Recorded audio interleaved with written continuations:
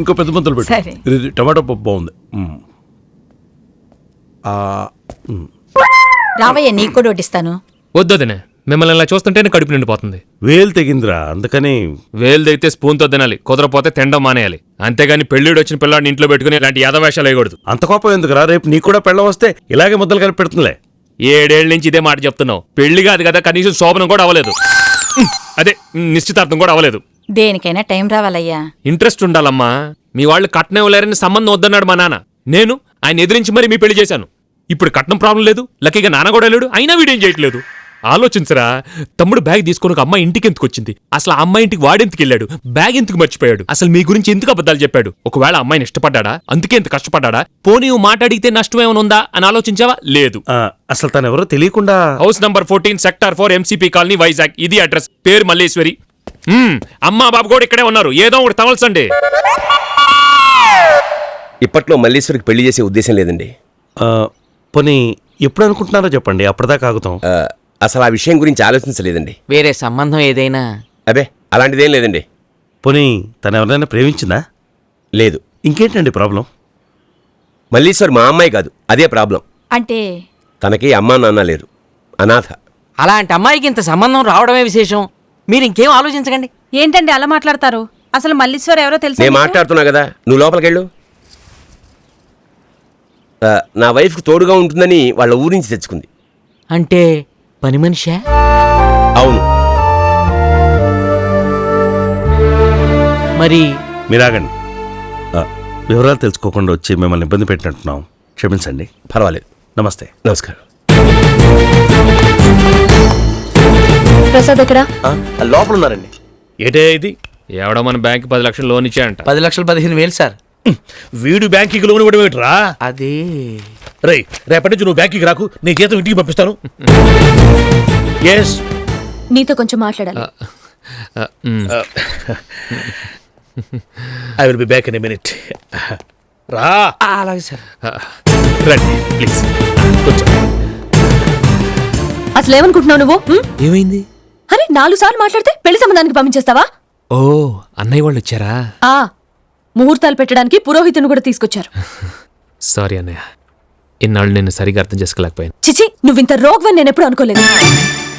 ఫోన్లే కదా అని ఏదో సరదాగా మాట్లాడితే పిచ్చి వేషాలు ఇస్తున్నావు. నువ్వు చేసిన పనికి మా ఇంట్లో వాళ్ళ ముందు తలెత్తుకోలేకపోయాను తెలుసా? అవునా? నువ్వేమైనా పెద్ద హీరోని అనుకుంటున్నావా? Oh no. ఇంతింత పళ్ళేసుకుని ఈ నవ్వగానే అమ్మాయిలందరూ పరిగెత్తుకొచ్చేస్తారనుకుంటున్నావా? అది షట్ అప్.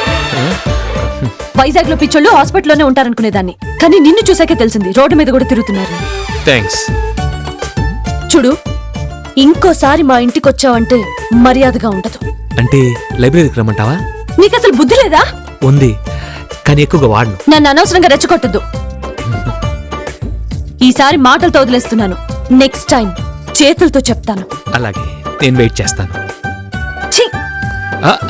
నా కోసం. ఓకే ఓకే, తప్పకుండా తీసుకెళ్తాను. రెడీగా ఉండు. ఓకే. ఏముంటుంది? సినిమాకి వెళ్దామని ఒకటే గొడవ అండి, నేను కుదరలేదు, అందుకే కొంచెం కోపం. సినిమాకే? అలాంటి అమ్మాయి అడగాలి, కానీ నేనైతే శ్మశానానికైనా వెళ్ళిపోతాను. సారీ. మళ్ళీ సరే, 1 మినిట్. నీతో ఒక ముఖ్యమైన విషయం మాట్లాడాలి. నీ నిర్ణయం మీదే నా జీవితం ఆధారపడి ఉంది. మళ్ళీ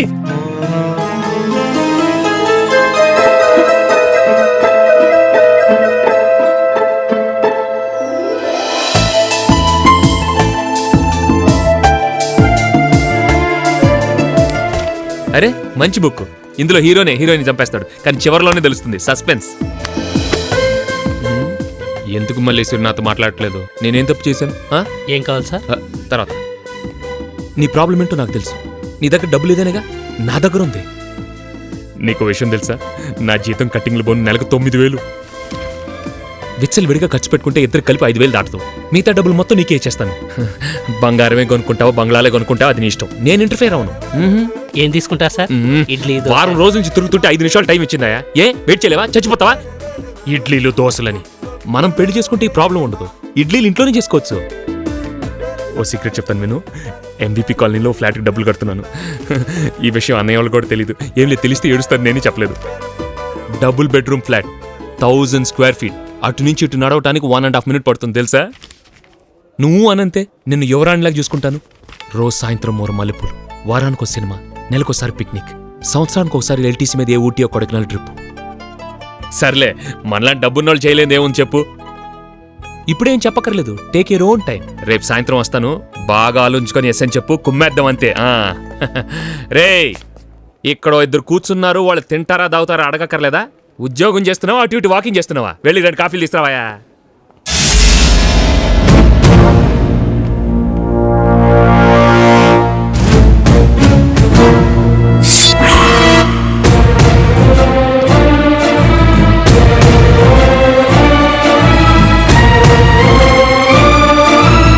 టిఫిన్ చాలా బాగుంటుంది.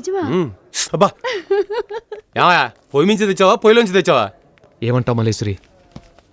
ఏంటి మల్లేశ్వరి, ఇంత అక్కడి నుంచి ఇక్కడ వాగుతుంటే అను. నాకంటే ఆ పుస్తకం ఇంపార్టెంటా? ఏదిటి?